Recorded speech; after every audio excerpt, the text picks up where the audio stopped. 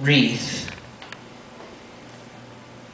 Would that wisdom well up within you, widely, fully, swell, until she forms a shell which surrounds you like a shield, fed from your will. She is visible, porcelain, shimmering, and all who watch see her here and know she has chosen just this moment to appear, white, wild, wrapped like a wreath around your skull.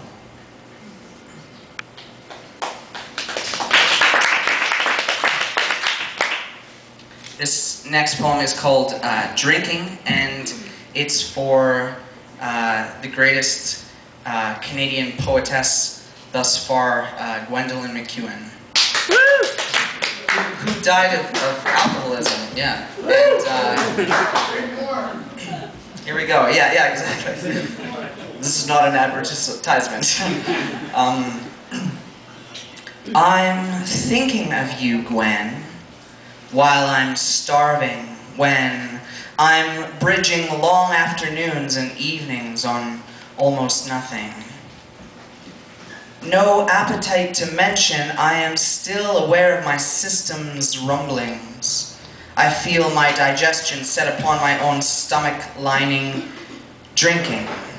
Your poems, your opal eyes, your magicians.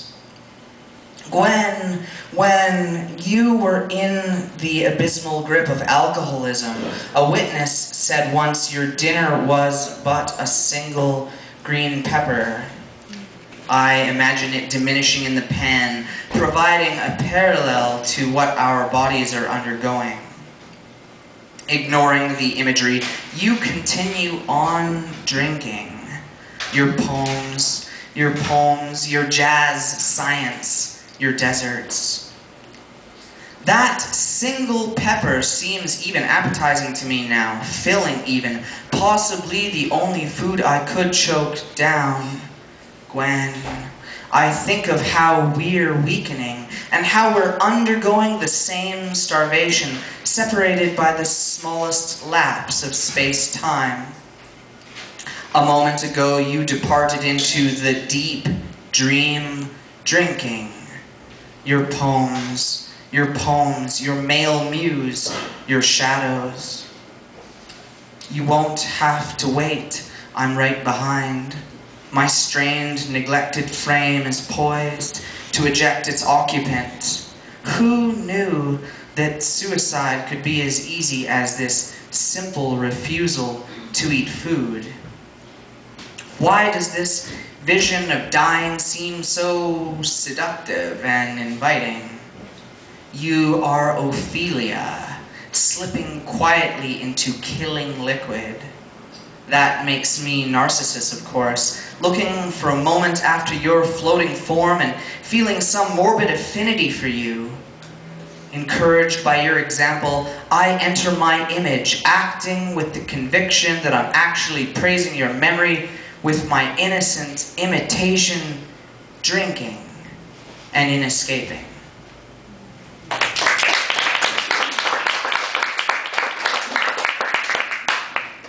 Another depressing one. I'm actually not this depressed. Just doing this because okay. Endless well.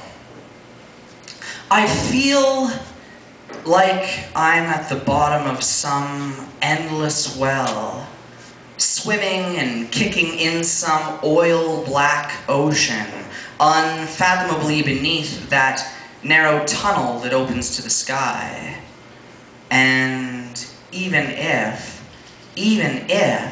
I kicked and climbed the 1,000 leagues of distance it would take to break the surface, I would still have to cry out and hope that some passerby might hear my screams and clamor round at the well's lip and decide they might try and do what it would take to lift me out. And even if the people did hear and gather round, The frayed and tattered rope could snap, or the rotted bucket break beneath my weight, and I'd fall back. And even if the rope endured and the bucket held and the people above could and would attempt to lift me up, then maybe I would lack the strength to maintain my fingers grasped. Maybe I'd prove too weak from drifting in this black expanse all these months.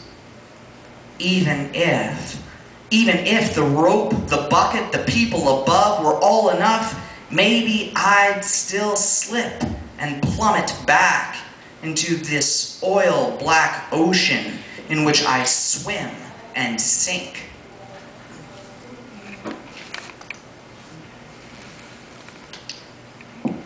Cosmic honesty.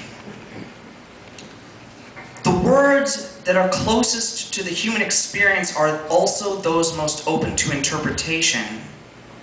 When one ever so gently lifts, peels, peeks just beneath the carpet of being, one always finds poetry gleaming back, speaking from out the sweet white abyss, resounding like a single note.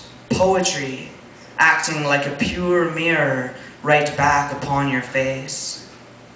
Each to each, we are an energetic echo of the other's effect, deepening in some aquatic emotive song, haunting moan of an oceanic love melody. I mean that we at every moment say who we are, everyone an open book inside this cosmic honesty of grimace and gesture, this repetitious process of reenacting our history.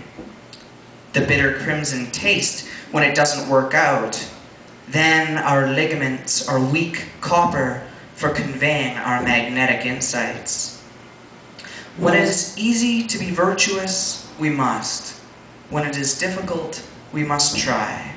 And when it is impossible, we must aspire.